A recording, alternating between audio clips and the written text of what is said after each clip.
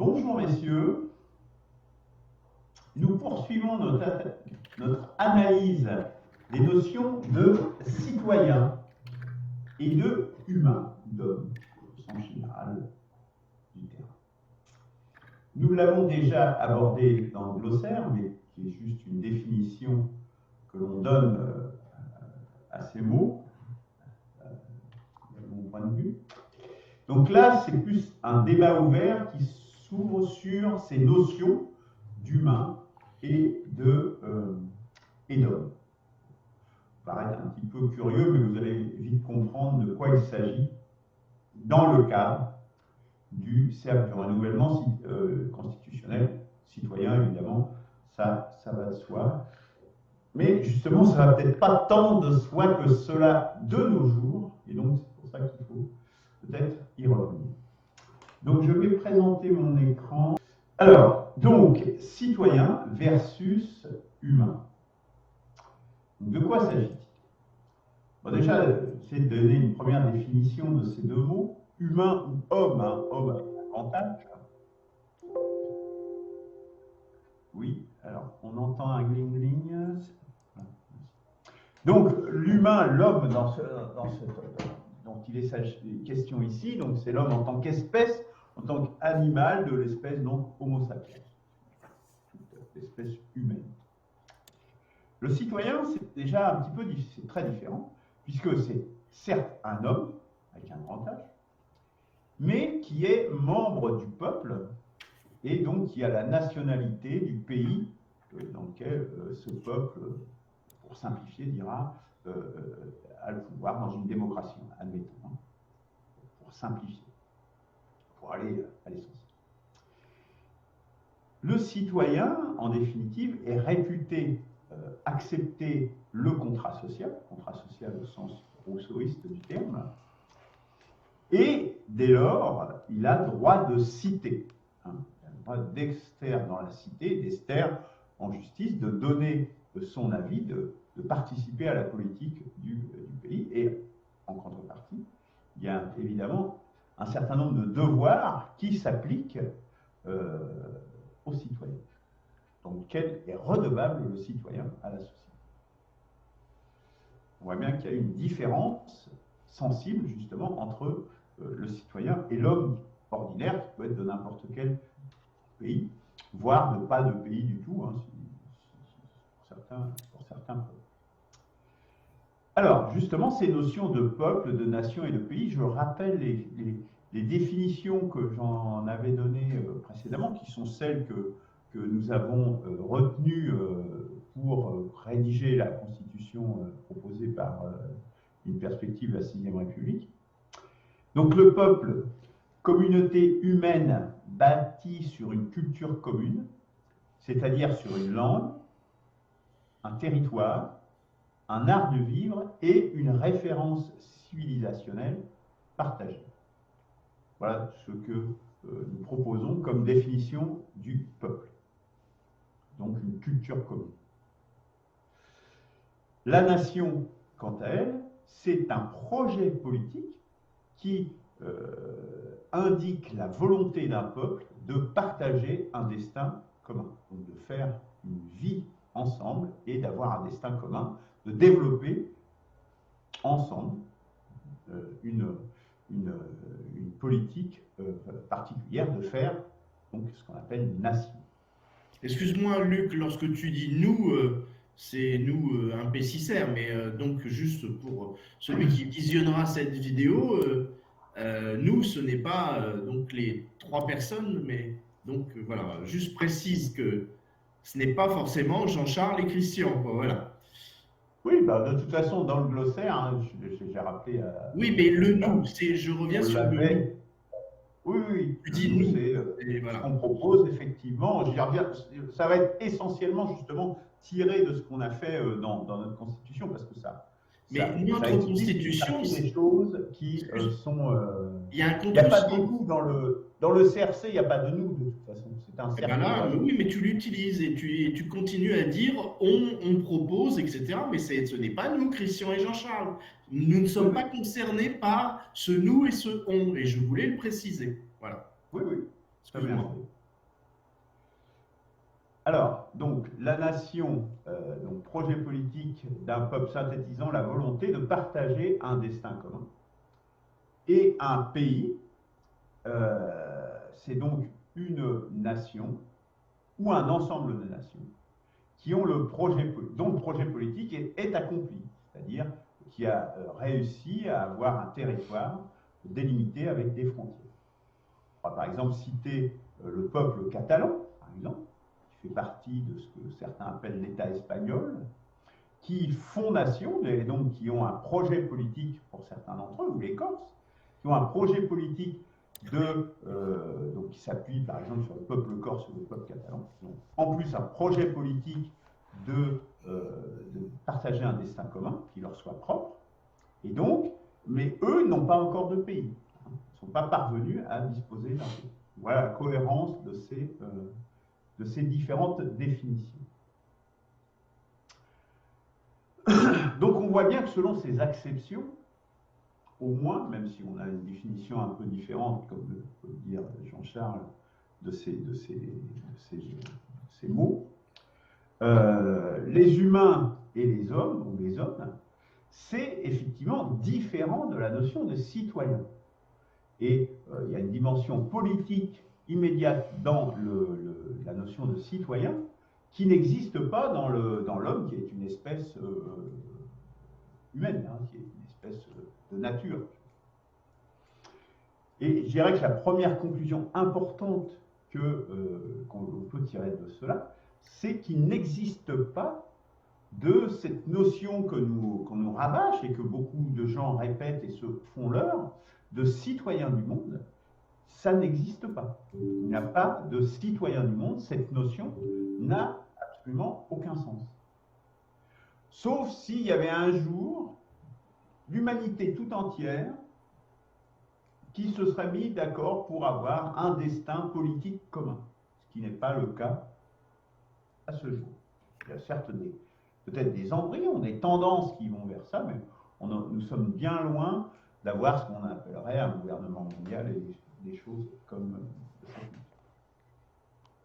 Je renvoie aux émissions sur le droit national versus droit international que vous a présenté Jean-Charles précédemment. Ah, pardon. Alors, si l'on prend justement la Déclaration des droits de l'homme et du citoyen de 1789, on voit bien justement qu'il y a ces deux notions, les droits de l'homme et du citoyen. Et donc, on va voir qu'il y a un certain nombre d'incohérences. Bon, on les a déjà relevées au cours de nos émissions consacrées à la Déclaration des droits de l'homme. Mais bon, on va prendre, et j'ai extrait un certain nombre de choses justement où la distinction entre hommes et citoyens est pointée. Déjà, la première chose, c'est que la cause des malheurs publics, nous dit le préambule de cette déclaration, c'est l'ignorance, l'oubli ou les mépris justement des droits de l'homme, donc des droits de l'homme au sens général. Du fait que dans ce sens, ce n'est pas, je dirais, ambigu, puisque là, c'est même tout homme, c'est indépendamment de la notion de citoyenneté, les malheurs publics proviennent de l'oubli, de l'ignorance et du mépris des droits de chaque être humain. Donc là, je dirais, c'est un usage qu'on peut agréer, à laquelle on peut agréer. En revanche, là où il y a une différence, c'est cette origine, donc des malheurs publics. Il y a une possibilité de réclamation qui est ouverte aux citoyens. Et là, la Déclaration des droits de l'homme limite cette possibilité de réclamation aux citoyens. Les autres, des autres nations, des autres pays ou autres, n'ont pas, dans une sphère nationale, à disposer de cette réclamation en tant que telle. En tout cas, ce que dit la Déclaration de l'homme et du citoyen. C'est déjà, quelque part, un petit peu curieux. Alors, si on prend quelques articles, l'article 1, il dit notamment que l'homme naît avec une égalité en droit. Non, là, pour le coup, il y a vraiment une différence, puisque justement, entre les hommes et les citoyens, il y a bien une différence de droit entre celui qui est citoyen national et celui qui est juste un homme, qui soit un résident, un touriste ou je ne sais quoi, hein, qui serait sur un territoire. Donc cette égalité en droit, je dirais, elle est contredite, je dirais même par la Déclaration des droits de l'homme en elle-même. Elle a une incohérence interne. Ouais. L'article 6, on évoque le citoyen qui a la capacité de participer à l'élaboration des lois. Bon, donc là, ce n'est ouvert qu'aux citoyens. Pour la France, puisque c'est une déclaration qui a été promulguée en France et pour la République française. Donc le citoyen a la capacité, bon, selon des modalités X et Y, hein, de participer à la élaboration des lois, ce qui n'est pas le cas des hommes. Par contre, à l'article 7, l'homme, tout homme, donc même un étranger qui serait sur le territoire français, un touriste ou un résident, ne peut pas être détenu de manière arbitraire. De même, à l'article 9, un homme, s'il est accusé d'un méfait, bénéficie de la présomption d'innocence. Là, on voit bien qu'il y a une différence, il y a une extension d'un certain nombre de droits à tout homme, hein, ce qui n'est pas le cas de la participation à l'élaboration des lois. À l'article 11 est reconnue aux citoyens la liberté d'expression. À l'article 13, le citoyen, en contrepartie, se doit de participer à l'impôt. Or là, de nouveau, on a un peu une incohérence, en tout cas dans les faits, puisqu'il n'y a pas que les citoyens qui participent à l'impôt, mais en définitive, les hommes, même les touristes étrangers qui viendraient en France, vont payer la TVA. Donc, ils participent de fait à l'impôt. Mais normalement, c'est un devoir qui doit subir le citoyen. Pareil à l'article 14, en contrepartie, le citoyen a la capacité de participer au contrôle des finances publiques. On voit bien qu'il y a une différenciation qui n'est pas toujours très claire, qui n'est pas... Ah, excusez-moi, qu'est-ce qui se passe? Ah, j'ai eu une coupure. Vous m'entendez toujours, messieurs? Oui, oui. Ah, parce que là, j'ai eu un moment de coupure. Voilà. Voilà. Donc, on voit bien qu'il y a une différence entre homme et citoyen, bon, qui n'est pas forcément très bien exprimée, pas toujours très, très clair, un peu flou, mais on voit bien qu'il y a une différence et qu'il n'y a pas équivalence du tout entre ces deux notions. Alors, je poursuivrai. Donc, il y a effectivement un certain nombre de défauts, de nombreux défauts à cette déclaration des droits de l'homme. Bon, voilà, je vous renvoie à toute la série d'émissions qu'on a fait sur ce sujet. Et pas que sur.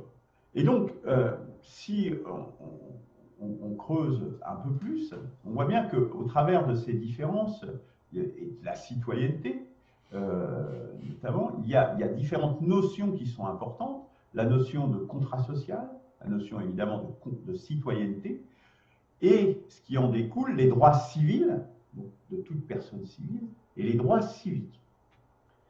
Et je voudrais pointer le fait qu'il m'apparaît important, justement, que ces notions, contrat social, citoyenneté, droits civils et droits civiques, soient définies au niveau constitutionnel. Parce que actuellement, on voit bien que c'est soit absent ou au mieux flou. Et pourtant, c'est très important, puisque la Constitution, c'est ce qui est la base, justement, du contrat social et de la démocratie et du fonctionnement des institutions républicaines. Par exemple, le droit de vote, typiquement, il est attaché à la citoyenneté. Sinon, c'est il y a quelque part une remise en cause du contrat social. Et d'un autre côté, alors qu'un citoyen est comment dire, réputé avoir accepté, de fait ou par adhésion. Or qu'un étranger n'a pas accepté le contrat social, nous n'avons pas accepté le contrat social de l'Algérie, du Maroc, des États-Unis d'Amérique ou de Russie. C'est le contrat social de notre pays qui s'applique à nous, et ce qui, comme je disais, implique un certain nombre de droits et de devoirs. Un autre exemple, c'est les devoirs, justement. C'est le fait qu'il y ait un service national, par exemple, qui puisse être exigé des citoyens, voire une participation militaire à la défense nationale, qui est le propre des citoyens, des devoirs du citoyen qui n'est pas demandable, je dirais, à un étranger. Alors, c'est pour ça que, donc voilà, je suggère d'examiner comment nous, dans la Constitution qu'on a proposée, justement, ces notions de contrat social et de nation, etc., comment nous les avons définies de citoyenneté. Donc le contrat social, c'est, je vais vous donner lecture en fait d'une partie de ce qu'on a dit. La présente Constitution de la République française s'oblige à respecter les principes énoncés dans son préambule vis-à-vis des citoyens français. Donc là, on rend normatif le préambule. C'est très important puisque jusqu'ici, on y est juste attaché. C'est-à-dire que là, on n'est pas vous vous rappelez, on est attaché au préambule, aux déclarations des droits de l'homme, etc., dans la 5e République. Par cette phrase, s'oblige à respecter les principes. C'est-à-dire qu'on rend le préambule normatif. C'est-à-dire que ce ne sont pas des principes jetés en l'air, mais ils sont opposables légalement. En contrepartie, les citoyens français ont un ensemble de devoirs vis-à-vis de la République, formalisés par les règles de droit. Tout l'ensemble du corpus législatif et leurs règles coercitives, pour reprendre l'expression qu'utilise fréquemment Christian.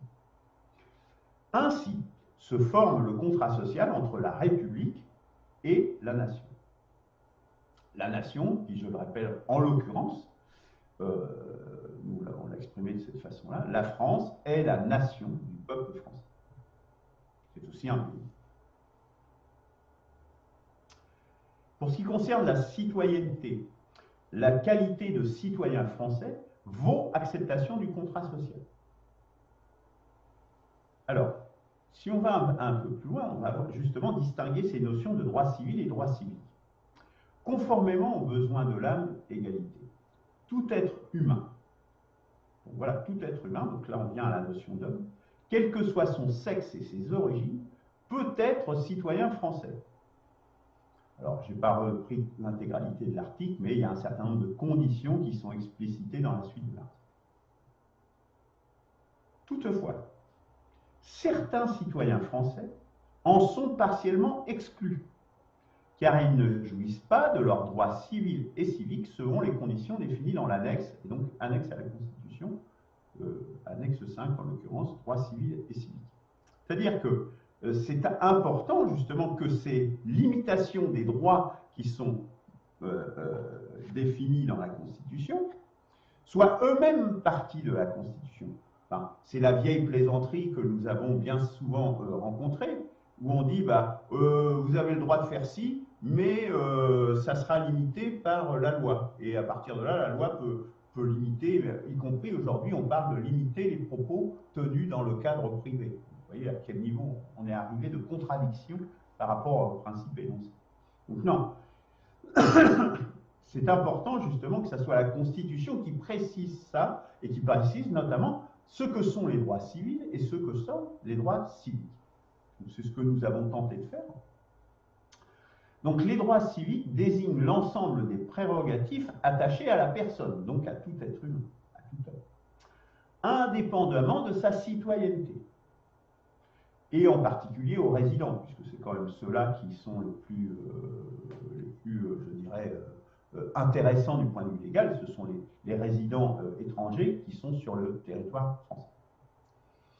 Il s'agit notamment, et là on énumère un certain nombre de droits, du respect de la vie privée, de la vie familiale, du domicile privé, de la correspondance privée, des droits à la sûreté, d'aller et venir et de grève.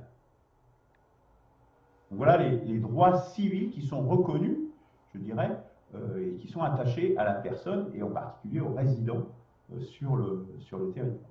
Donc là, c'est très clairement spécifié. Alors ça pourrait peut-être être amélioré, hein, mais on a déjà là un premier cadre. Les droits civiques, quant à eux, donc qui s'attachent à la citoyenneté, ajoutent aux droits civils les prérogatives reconnues aux citoyens. Alors, quels sont-ils ces droits civiques et politiques? Donc, les droits civiques sont, on a fait toute une énumération, hein, qu'on a reprise notamment des codes civils existants, et d'ailleurs, on a fait une compilation. Il y a le droit de vote, le droit de représentation, de se présenter aux élections, le droit d'association, etc., etc. Alors, il y a également, et donc c'est ce que je parlais, donc il y a un certain nombre de restrictions qui peuvent s'appliquer aux droits civils et civiques. Et cela est très important. Et c'est vraiment une des raisons majeures pour laquelle c'est important de les placer dans la Constitution, parce que ces restrictions sont spécifiées explicitement et de manière précise dans la Constitution. C'est très important pour ne pas faire que par la loi, on puisse détricoter tous ces principes qui ont été posés dans la Constitution. Quelque part, et c'est vraiment un axe important de mes conclusions, c'est que la citoyenneté doit être spécifiée clairement dans la Constitution pour, en définitive, sanctuariser toutes ces notions et qu'elles ne soient pas laissées à l'appréciation de l'arbitraire des représentants. C'est un des mécanismes, évidemment. Et donc, d'éviter les abus légaux, hein, puisque actuellement on est en plein dedans, qui violent justement ces principes.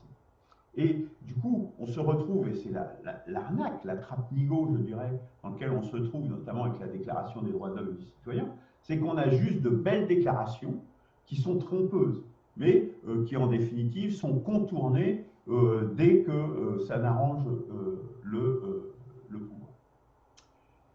Autre point important de distinguer clairement l'homme du citoyen, c'est le cas, par exemple, excusez-moi, des étrangers sans titre, des migrants sans titre en règle, qui sont donc dans une situation délictueuse. Aujourd'hui, il y a une tendance à tracer un trait d'égalité entre les droits de ces personnes et les droits des citoyens.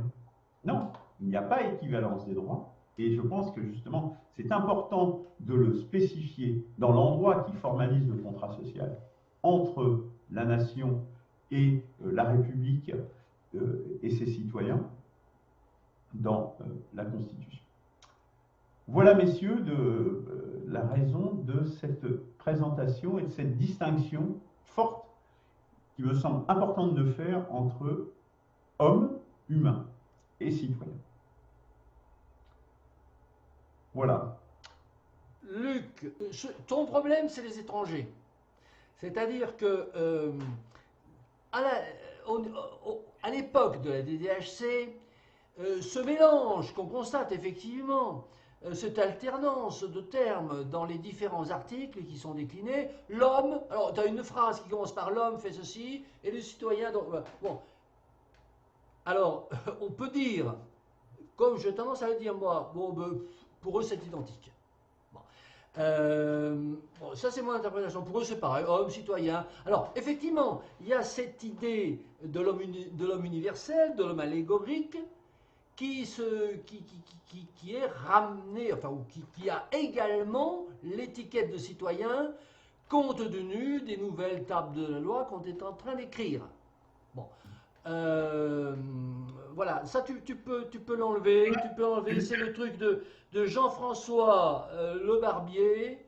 J'aimerais qu'on l'enlève, s'il vous plaît, que celui qui l'a mis veuille bien l'enlever. Je vais l'enlever. Voilà, bon. Ça, c'est le peintre, l'artiste Jean-Jacques François Le Barbier qui a fait ça. Bon, voilà. Mais ce qui était affiché au club du Jacobin, c'était pas ça. Bon, alors, c'est resté comme étant. Bon. Lui, tout à fait d'accord hein, pour revendiquer que le préambule, que la façon d'inscrire dans le préambule de la Constitution un caractère normatif pour les 3 textes annexes soit écrit clairement, parce que c'est pas écrit clairement, on se réfère à, bon, machin. On est tout à fait d'accord. Bon. Alors, ton problème, ça semble être de dire que dans la Constitution, dans le corpus législatif et juridique français, bon, on ne précise pas assez, plutôt on ne rend pas assez automatique, impératif, de bien comprendre la différence qu'il y a entre un non-citoyen et un citoyen. Bon. C'est très exactement ça le sujet d'aujourd'hui. Voilà.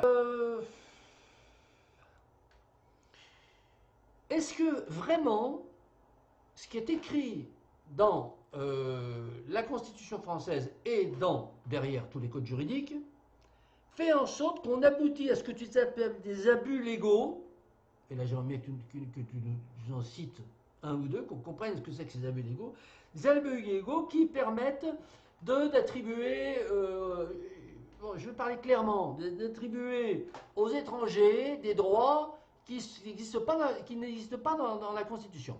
Et que donc, qui n'existent pas. Bon. C'est-à-dire qu'on viole le droit. On viole le droit, d'après toi. On viole soit des dispositions constitutionnelles, mais comme elles n'y sont pas, tu voudrais qu'elles soient inscrites. Bon. Soit on viole la loi en faisant état de prescription constitutionnelle. Hein, bon. Alors, moi, je voudrais des exemples. Hein. Alors, la différence entre les droits civiques et les droits civils, oui, bien entendu. Les droits civils, ils s'appliquent à tout le monde, même aux étrangers. Les étrangers qui sont sur le sol français doivent respecter la loi. C'est ça, le droit civil, c'est respecter la loi. Bon, et alors en passant, je reviens, et à chaque fois, je vais y revenir, lorsque tu dis le contrat social définit des devoirs. Alors, bon, non. D'abord, j'achoppe sur un premier truc avant ça, quand tu dis la qualité de citoyen vaut exception du contrat social. Ah ben non. Négatif. Objection au honneur. La qualité de citoyen, elle s'acquiert à la naissance. Quand tu nais, t'as pas demandé à naître, tes parents ont mis une graine, machin, hop, tu nais, tu t'appelles citoyen. Bon. T'acceptes du contrat social? Non, alors, ça veut dire, parce que ta phrase, la qualité de citoyen, c'est je suis né en France. Tu parles d'une qualité. C'est un hasard monumental. Hein, bon, ce hasard monumental vaut acceptation du contrat social. Non. Alors, bon, c'est mon opinion. Hein, voilà. C'est-à-dire que je suis citoyen par hasard. C'est vraiment, bon, j'aurais pu être chinois ou, bon. Et donc, le fait d'être citoyen, ça vaut que j'accepte le contrat social, je vais être encore plus précis, c'est la Constitution. J'accepte la Constitution, non? Non. J'accepte. Alors, j'y suis soumis, attention. Alors, si accepter, ça veut dire être soumis coercitivement, oui. Le fait d'être citoyen, je suis soumis coercitivement, mais ça ne vaut pas acceptation. Et justement, la dérive, à mon avis, du raisonnement, c'est de dire, à partir du moment où je suis soumis coercitivement au contrat social, ça veut dire que je l'accepte. Non, j'y suis soumis et je peux ne pas l'accepter. Voilà, bon. Alors, deuxième niveau, c'est le contrat social, il établit une réciprocité, c'est-à-dire que l'État s'engage, hein, à respecter un certain nombre de principes, c'est pour ça que tu voudrais qu'ils soient inscrits clairement dans le préambule, et là tu as raison. Mais en contrepartie, le citoyen ça donne un devoir. Le citoyen doit respecter le devoir. Non! Le citoyen, il respecte la loi, c'est tout. Bon, ça s'appelle pas. Alors, tu vas dire qu'on peut essayer de jouer sur les mots, mais définir des devoirs, ça veut dire qu'il y a des espèces d'obligations morales qui s'imposent comme ça, des espèces de droits naturels hein, qu'on est obligé. Non, le seul, euh, la seule disons, principe clair, à mon avis, hein, que je formulerai, cette façon dont je formulerai ce principe, c'est la soumission obligatoire au contrat social, du fait que je suis né, je suis soumis par la violence légale. Le fait de dire la qualité du citoyen, c'est-à-dire le fait d'être né, me soumet à une violence légale qui m'oblige à respecter la loi. Qui me donne pas des devoirs. J'ai pas de, alors, si le devoir, c'est l'obligation par la violence légale de respecter la loi, d'accord. Voilà comment j'ai défini le devoir. Alors, maintenant, revenons-en vraiment à nos moutons. Les droits civils. Les droits civils et les droits civiques. Oui, c'est bien. Est-ce qu'ils sont mal définis dans la Constitution et dans le contexte juridique? Ben, moi, je trouve pas qu'ils sont vraiment si mal définis que ça. Les droits civils, bah, c'est toutes les lois, hein, les 74 codes juridiques, et tout le monde doit les respecter. Étranger, pas étranger. Étranger, ressortissant, tu es sur le sol français, tu dois respecter la loi française. Bon, alors tu me donnes des exemples où ça ne marche pas. Et puis les droits civiques, c'est uniquement les ressortissants. Bah, non, parce que récemment, il y a les étrangers qui ont certains droits civiques. Ils ont le droit à voter au municipal, ou ceci, je ne sais pas exactement, mais enfin bon. Alors, bon, on est d'accord, on n'est pas d'accord, ça c'est un autre débat, mais ça me paraît inscrit. C'est inscrit ça. C'est très clairement inscrit dans la loi que certains étrangers ont le droit de voter à certaines élections. Alors on peut être d'accord ou ne pas d'accord, mais ça ne me paraît pas. Est-ce qu'il y a des entorses à ça? Est-ce qu'il y a des décisions du pouvoir qui sont contraires à la loi qui vont donner, par exemple, on va donner le droit de vote au présidentiel à des étrangers? Ah oui, ça s'appelle violer la loi. Est-ce que ça existe? Je ne sais pas, j'ai pas vu.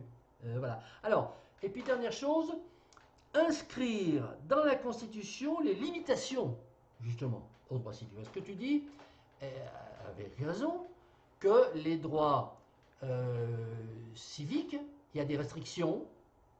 Alors, bon, ceux qui ont été condamnés, ceci, cela, mais que c'est pas assez clair, qu'il faudrait les inscrire dans la Constitution.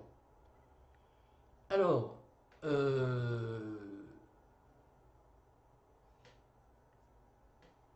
je te donnerais éventuellement raison si tu me démontrais que c'est pas clair. C'est-à-dire que les restrictions, les limitations aux droits civiques, hein, après avoir l'opinion selon laquelle il faudrait qu'il n'y ait jamais aucune restriction aux droits civiques, ça c'est un autre débat. Mais prenons acte de la situation actuelle où il existe des limitations en nombre réduit, mais en nombre significatif quand même, à la jouissance des droits civiques. Bon. Et il semblerait que tu juges que ces limitations ne sont pas assez clairement inscrites dans la loi et qu'il faille pour cela les inscrire un peu plus haut dans la Constitution. Voilà, je ne suis pas persuadé de ça. Il me semble que c'est assez clair que lorsqu'on restreint, lorsqu'on enlève à quelqu'un la jouissance d'un certain nombre de ses droits civiques, par exemple le droit de vote, c'est selon des lois assez précises et avec une décision de tribunal assez précise. Voilà. Et dernière chose sur les droits civiques. Les droits civiques, tu as parlé du droit d'association. Les étrangers ont le droit d'association en France. Hein. Voilà. Bon, bah, écoute, c'est à peu près tout ce que j'avais à dire. Donc c'est effectivement par rapport aux étrangers, par rapport au fait d'être citoyen, d'avoir la nationalité, ou de ne pas l'être, effectivement. Tu me dis par rapport aux étrangers, tu as l'impression que ce que je dis, c'est qu'on vide le droit. Alors, c'est pas vraiment ce que je dis tout à fait, mais on peut citer justement un exemple, dire que si le contrat, ce qui concerne la citoyenneté, qui concerne ce contrat social, tout ça fait un bloc, quelque part, qui doit être dans la Constitution pour pouvoir le garantir. Et l'exemple que tu as donné, que je n'ai pas cité sciemment dans ma présentation, mais qui est justement une des violations de ce droit, c'est d'accorder le droit de vote à des gens qui ne sont pas citoyens. C'est-à-dire que c'est effectivement, par la loi, et c'est bien ça le problème, par la loi, on va accorder des droits qui ne relèvent normalement que des prérogatives du citoyen. Et voilà bien un des problèmes qui est posé, qui rompt le contrat social. Effectivement, il y a bien là une rupture du contrat social. C'est un exemple. Mais je pense que la tendance actuelle, justement, est d'aller de plus en plus dans cette direction. Donc c'est ce qui me fait dire que... Il y a Marine qui travaille contre. Hein. Comment? Il y a Marine qui travaille contre. Tu dis la tendance va dans ce sens. Moi aussi, parce que c'est une rupture du contrat social. À ce moment-là, pourquoi ceux-là plutôt que d'autres, si tu veux? Puisqu'ils ne sont pas redevables du contrat social, ils sont juste finlandais ou je ne sais qui. Donc c'est une vraie, un véritable problème. Mais du coup, on en vient à la distinction quand je parlais de droit et de devoir. Oui, je suis d'accord avec toi, c'est tout à fait dans le sens que tu le dis. C'est-à-dire que moi j'employais le sens de droit et de devoir, je dirais dans le sens usuel, dans le sens commun, c'est-à-dire au sens où les entendent la plupart des gens, c'est-à-dire des droits, c'est des choses comme le droit de vote qu'on va accorder à certaines personnes, et des devoirs, c'était les devoirs de faire le service militaire, par exemple, s'il y a le service militaire. Tu vois ce que je veux dire? Mais tout ça, effectivement, c'est du droit, ça va être des lois, etc. Il n'y a pas de débat là-dessus. C'est juste l'usage usuel de ces mots. J'aurais peut-être dû le préciser. Le langage courant. Après, tu dis, là, c'est beaucoup plus grave, justement. C'est que les droits civils et les droits civiques sont bien définis. Ben justement, non. Ils ne sont pas bien définis, puisque dans la loi, on peut s'accorder justement plein de libertés par rapport à ces différences entre les lois civiques et les droits civils. De la même manière que, comme on n'a pas sanctuarisé les principes de la Constitution, bah par la loi, on va pouvoir te dépouiller complètement de ta liberté d'expression, ou de ta liberté d'aller et venir. Exactement de la même façon. Tant que ce n'est pas sanctuarisé ces différences dans la loi, dans la Constitution, les lois sont d'une, je dirais, d'une volatilité beaucoup plus grande, et c'est ce qui fait qu'ils peuvent être changés. Or que là, on n'est pas sur des détails, on est sur ce qui constitue le contrat social, ce que constitue la République, qui fait la Constitution, justement. Hein. C'est tout le fond même de la Constitution, c'est de faire le contrat social. C'est la formalisation du contrat social. Donc, à partir de là, c'est fondamental que ces notions-là soient définies à ce niveau. Et de la même façon pour les restrictions, c'est encore et surtout vrai justement pour les restrictions, puisque si on ne définit pas clairement les restrictions, ça veut dire qu'on ne ferme pas l'ensemble. Ça veut dire que dans la loi, on peut en rajouter des restrictions. En mettant ça dans la Constitution, ça veut dire qu'on a fermé les restrictions. Ces restrictions, c'est celle-là, et c'est pas autre chose. Et dans la loi, messieurs qui feront la loi d'une manière X ou Y, vous ne pourrez pas le faire comme ça. Si vous voulez changer, il faudra passer par la procédure plus contraignante de la révision constitutionnelle. Ça change quand même énormément les choses. Voilà ce que vous avez à répondre. Le sujet, c'est le traitement dans le corpus juridique actuel de le traitement en perspective de la notion d'homme et de la notion de citoyen. Bon. C'est le sujet, ça. Alors, donc, il y a la DDHC intervient dans cette étude, dans cette polémique, parce qu'elle fait partie depuis 1971, elle fait partie de la Constitution.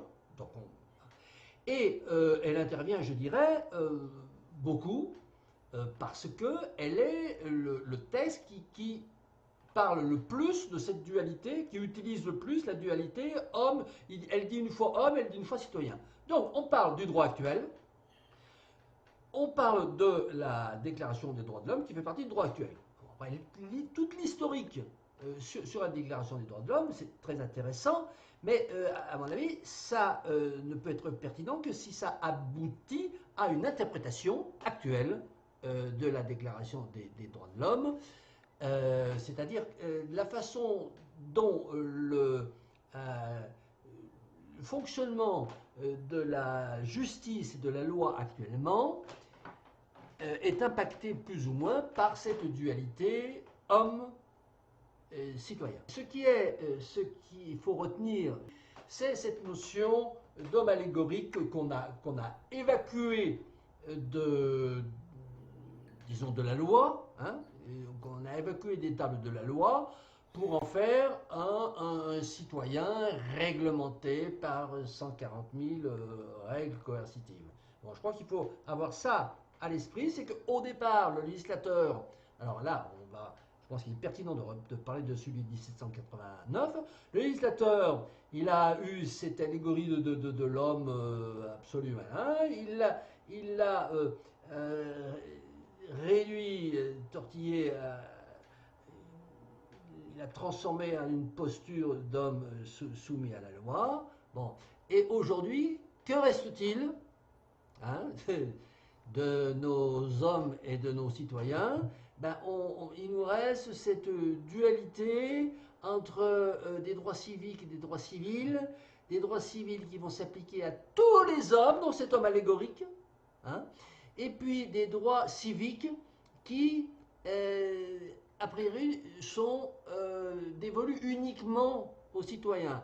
Mais là, bon, là où je demande à Luc de faire très attention quand même de ces affirmations, c'est que quand tu dis, par exemple, donner le droit de vote aux hommes, hein, et aux non-citoyens, bon, c'est violer le contrat social. Alors, bon, tu dis, alors, ce que tu dis, Luc, bon, effectivement, c'est fondateur, si on y croit, si on est d'accord, c'est fondateur de tout raisonnement qui suit, mais moi, ça ne me paraît pas évident que le fait de faire une loi qui donne aux étrangers, à certains étrangers, à certains non-citoyens, un droit civique dans certaines conditions, c'est-à-dire pour certaines élections également qui donne le droit de fabriquer des associations, hein, de fonder des associations. Est-ce que ça rompt le contrat social? Ça, c'est un débat juridique de fond. C'est-à-dire, rompre le contrat social, c'est-à-dire, est-ce qu'il y a dans la Constitution quelque chose qui fait que, lorsqu'on a pondu cette loi où certains étrangers pouvaient voter aux élections municipales, est-ce que ça, c'est contraire, est-ce que c'est inconstitutionnel? Bon, j'ai l'impression que non. On ne l'a pas étudié, mais j'ai l'impression que non. Donc, du coup, ton discours, toi, il devient différent, il devient politique. Il va dire, oui, mais à mon avis, il devrait y avoir quelque chose dans la Constitution qui l'interdit. Ah, ben oui, à ce moment-là, on romprait le contrat social. S'il y avait effectivement quelque chose dans la Constitution qui est clairement un principe qui affirme que jamais on ne donnera le droit de vote à des gens qui n'ont pas la citoyenneté française, évidemment, là, le jour où tu as une loi, ben à ce moment-là, le Conseil constitutionnel intervient, tu dis, attendez, cette loi, il ne faut pas qu'elle passe parce que c'est contraire à un principe qui est inscrit dans la Constitution. Comprends? Donc, de quoi on parle? On parle d'hypothèse de rêve ou bien on parle de la réalité?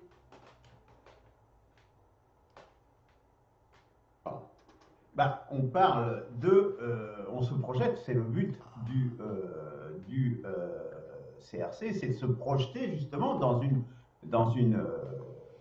un conseil comment dire, à des constitutionnalistes de demain, justement, en analysant les défauts et les biais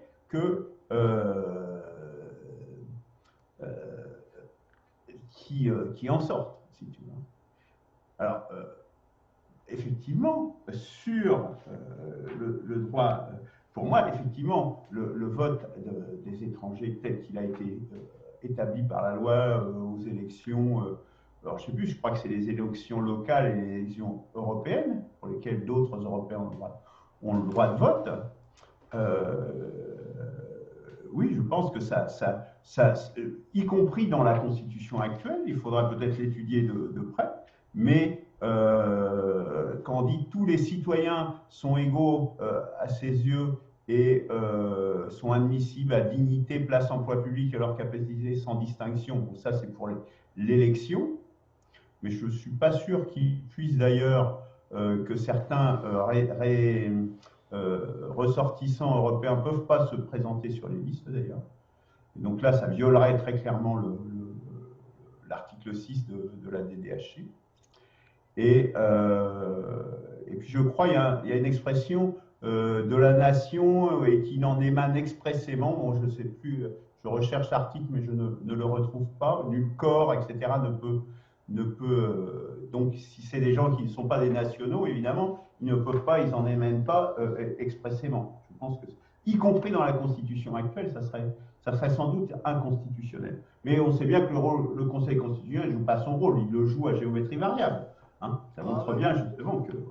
Et donc, le mettre, tout ça très clairement, le définir très clairement dans la Constitution, est effectivement tout à fait important. Et cette notion de contrat social qui est la base quand même justement de tout cet ouvrage constitutionnaliste. Parce qu'au fond, pourquoi est-ce qu'on écrit des constitutions ça fait partie du programme hein, du CRC. Dans l'histoire humaine, la rédaction des constitutions, c'est un phénomène relativement récent. C'est pas un phénomène on a vécu des siècles et des siècles sans avoir de rédaction de constitution. Donc ça, c'est important. Je réponds également à cette notion d'acceptation du contrat social. Oui, il y a acceptation du contrat social. Acceptation, comme tu le dis, forcée, automatique. Si tu nais en France, par exemple, eh bien, par le droit du sol, tu acquiers la nationalité française et tu es réputé, accepté, de gré ou de force, le contrat social de ta nationalité. Si, et tu n'es pas obligé d'y souscrire éternellement. Si un jour tu dis, mais moi ce contrat social il ne me convient pas, bah, tu peux toujours changer de nationalité, abandonner ta nationalité française et opter pour une autre nationalité. Donc à un moment donné, peut-être pas quand tu nais, parce qu'évidemment tu n'es pas capable d'en juger, mais quand tu es en âge de raison, quand tu es majeur, adulte, ou je ne sais, en tout cas en capacité de décider, tu peux choisir de dire, ben moi cette nationalité, ce contrat social ne me convient pas, et ne me convient pas à tel point, et je ne l'accepte pas à tel point que je change de nationalité. Il y a plein de gens qui font ça.